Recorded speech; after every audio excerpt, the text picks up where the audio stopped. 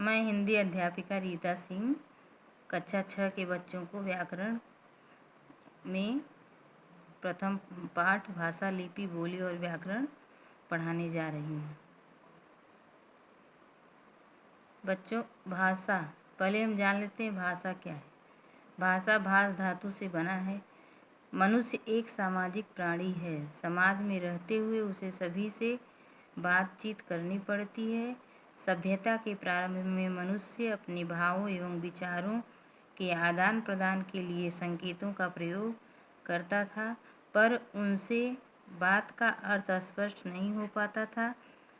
तब हमें भाषा की आवश्यकता महसूस हुई।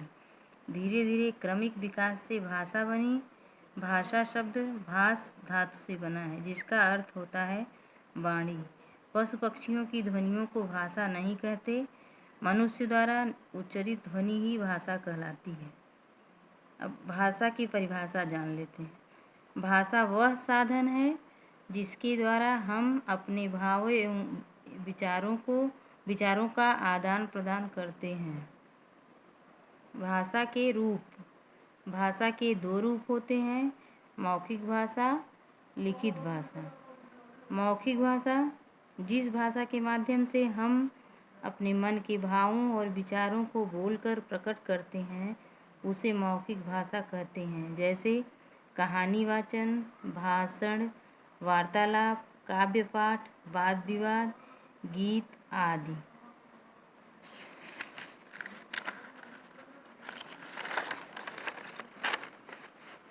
लिखित भाषा जिस भाषा के माध्यम से हम अपने मन के भावों और विचारों को लिखकर प्रकट करते हैं, उसे लिखित भाषा कहते हैं। जैसे पत्र लेखन, कविता लेखन, कहानी लेखन, सार लेखन आदि।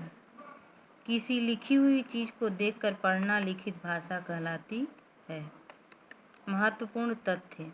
पहले मौखिक भाषा का जन्म हुआ, फिर लिखित भाषा का। साहित्य को लिखित भाषा में ही संरक्षित किया गया है और किया जा सकता है। मातृभाषा वह भाषा जिसे बच्चा सबसे पहले अपनी माँ तथा परिवार से सीखता है, उसे मातृभाषा कहते हैं। राष्ट्रभाषा वह भाषा जो एक देश के अधिकतम लोगों द्वारा बोली, पढ़ी, लिखी और समझी जाती है, उसे राष्ट्रभाषा कहते हैं। इस प्रकार हिंदी हमारी राष्ट्रभाषा है, क्योंकि वह भारत में लगभग 70% लोगों द्वारा बोली जाती है। प्रत्येक राष्ट्र की अपनी एक भाषा होती है, जैसे फ्रांस की फ्रेंच, जर्मनी की जर्मन, जापान की जापानी आदि। राजभाषा का अर्थ है राजकाज की भाषा, अर्थात किसी देश के कार्यालयों में कामकाज के लिए जिस भाषा का प्रयोग होता है, उसे राजभाषा कहते हैं। 14 सितंबर 1949 को संविधान के अनुच्छेद 343 में हिंदी को राजभाषा घोषित किया गया।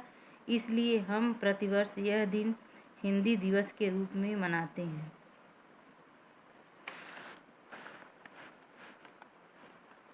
संपर्क भाषा वह भाषा जिसका प्रयोग किसी देश के निवासी आपस में संपर्क करने के लिए करते हैं, उसे संपर्क भाषा कहते हैं। जिस तरह भारत की संपर्क भाषा हिंदी है, ठीक उसी तरह विश्व की संपर्क भाषा अंग्रेजी है।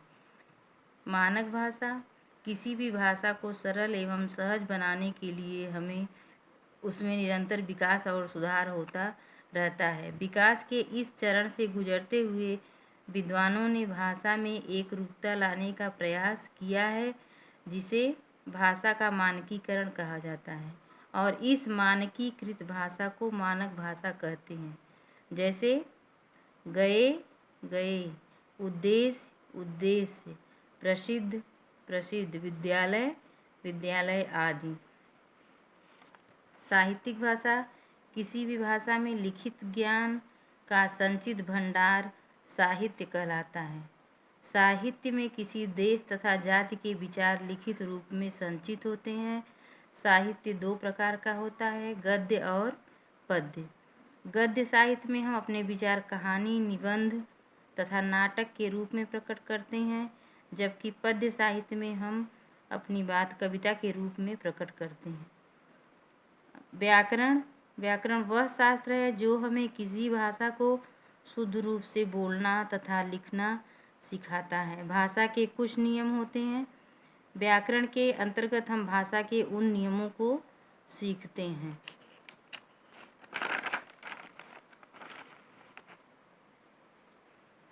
व्याकरण के अंग। व्याकरण के 3 अंग हैं: वर्ण विचार, शब्द विचार, वाक्य विचार। लिपि। मनुष्य को जब दूर स्थित लोगों तक अपने विचारों को पहुंचाने की आवश्यकता हुई तब उसने मुख से निकली मौखिक ध्वनियों को लिखने के लिए जिन चिन्हों का प्रयोग किया वही चिन्ह लिपि कहलाए। अतः हम कह सकते हैं कि किसी भी भाषा के लिखने के ढंग को लिपि कहते हैं। बोली भाषा का प्रारंभिक रूप होती है। यह एक सीमित क्षेत्र में बोली जाती है। इसमें साहित्य की रचना नहीं होती। जब एक ही भाषा अलग अलग क्षेत्रों में अलग अलग तरह से बोली जाती है तो उसे बोली कहते हैं।